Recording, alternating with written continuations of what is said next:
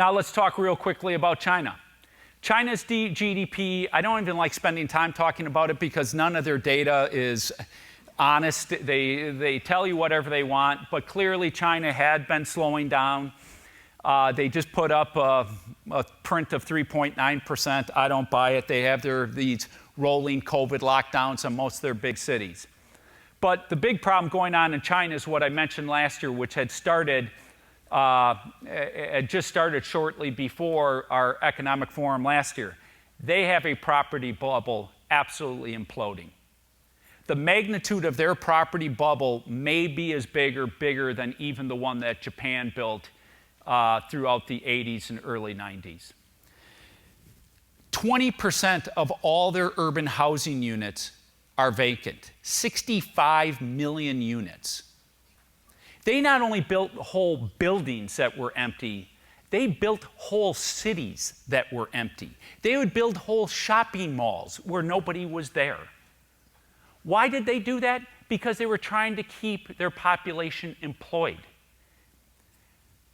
But the big problem with this is property bubbles, when they break, are very hard to fix and take a long time.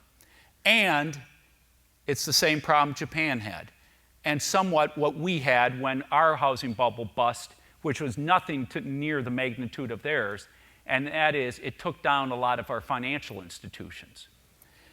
This is Chinese banking assets since 2008. They have risen sixfold. The biggest banks in the world are now Chinese banks, even though they don't have the biggest economy.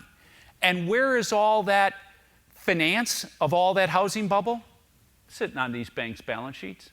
I think you're going to look back in 5, 10 years, and China is going to be going through the same thing Japan did. Once their bubble burst in '92, they went through literally 20 years where their banking sector was underwater, dysfunctional, very hard on their overall economy, and could barely get economic growth. And frankly, Japan is still a mess.